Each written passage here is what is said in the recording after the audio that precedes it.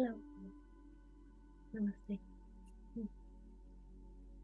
So, we have a compassionate listening circle on the second Thursday of every month and the fourth Thursday of every month.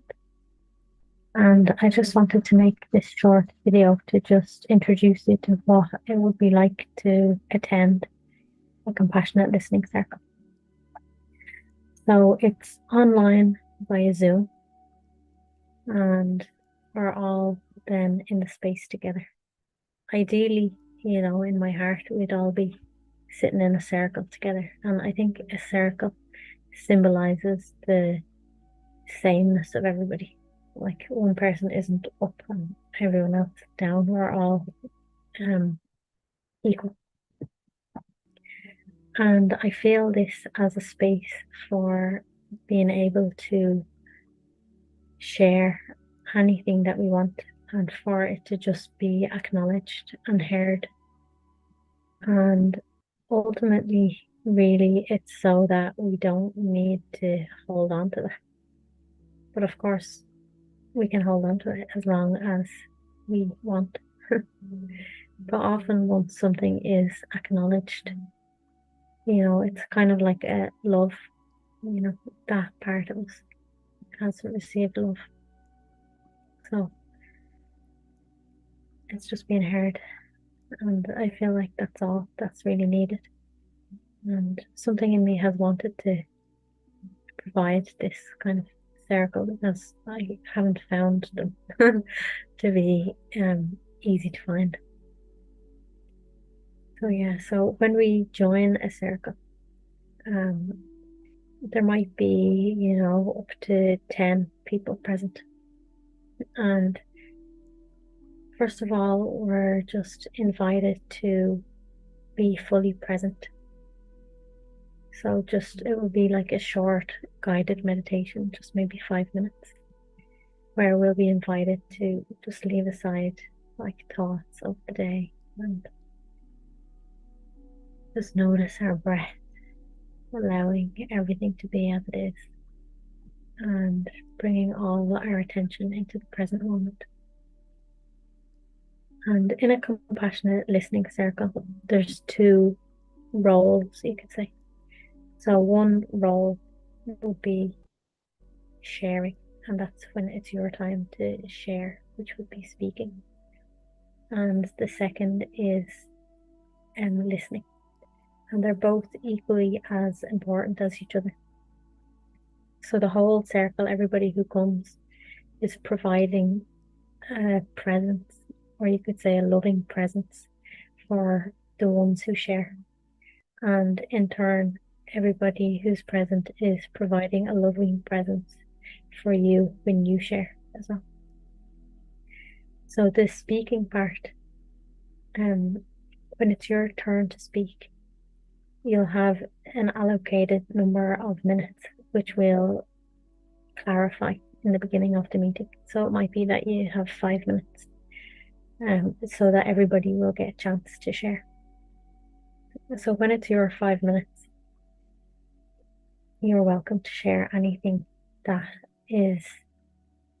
arises here and now and that feels important to share. It could be anything, it could be just, okay, right now I'm feeling some tightness in my chest. And, just by speaking it out loud, it's just a way of acknowledging it. Or it could be something, else. It could be like when I hear about this particular story, it could be something in the world, or it could be something in your community, or it could be something in your own life. Like when you think of it, it makes you feel a certain way. And to just be allowed to express that and for it to be listened to and heard without getting into a debate, without an argument. It's really just heard. And this way, it's kind of providing a mirror as well, that you can hear yourself. And you're not just hearing the words, but you're also noticing the feelings that are present when you share. Because when you're sharing, you're also listening as well. You're listening to yourself.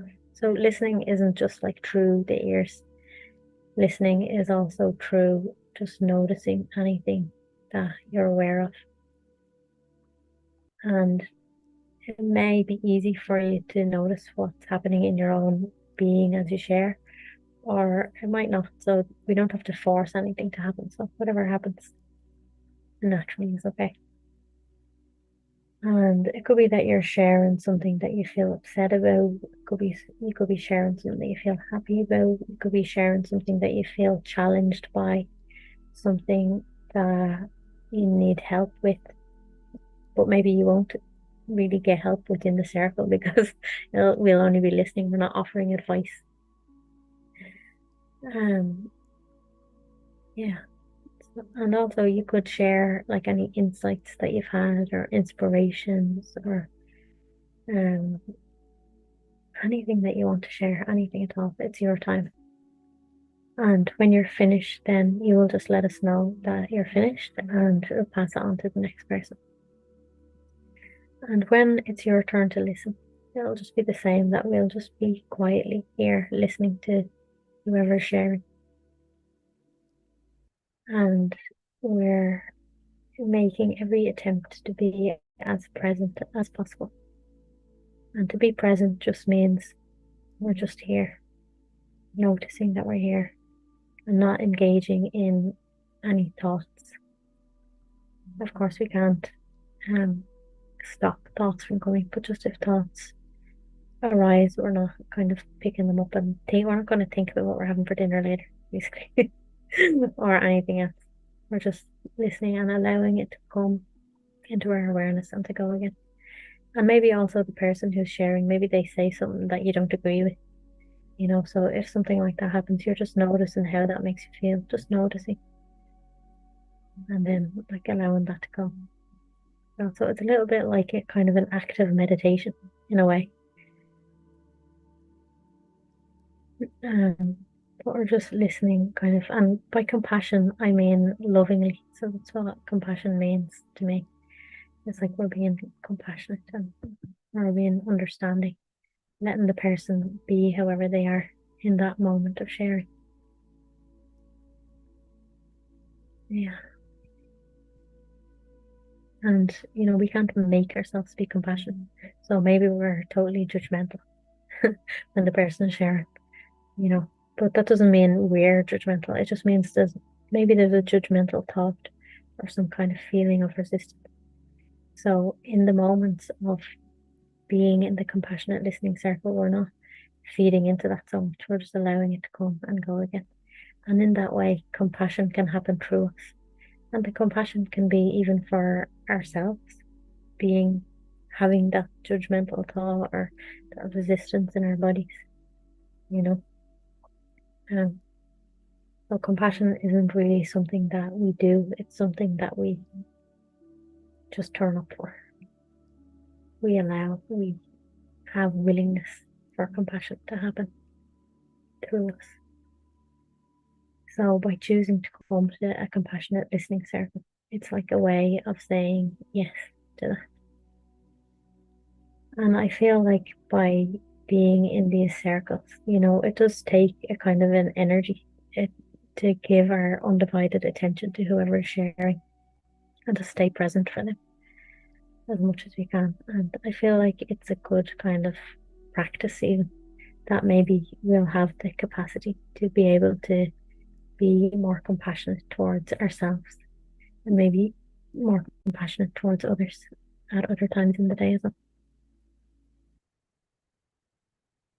And then the third part of the meeting, after everybody shares and after we listen, we can then rest a little. We can rest our attention, rest our active listening, and then be guided again in a meditation where we'll usually just rest and really stop doing anything at all. So we're not giving attention to thoughts, not giving attention to sensations, really not doing anything, really just being here, not even trying to be here, just being here. And maybe just notice that which listens. So that will be guided as well. There's nothing you'll have to do. You'll just have to sit back and be open. And being open isn't doing anything. It's really your natural state. So yeah, at the end we'll rest in our natural state and enjoy some moments of silence together. So that's what would be expected in a compassionate listening circle. And I always feel like it's very beautiful. I feel like it's very palpable that spirit, our own spirit, which is one, is very much forefront. So maybe sometimes our mind, our active mind, and um, our energy of engaging with the world is often forefront. But in a space like this, that takes a back seat, and our true nature, which is compassionate, which is loving, which is present, which is peaceful, which is joyful, and that comes more forefront, it's more noticeable. And I feel like it's a very beautiful space to be in. So I invite you to join in a compassionate listening circle on the second Thursday of the month or the fourth Thursday of the month. Yes, I look forward to meeting you there.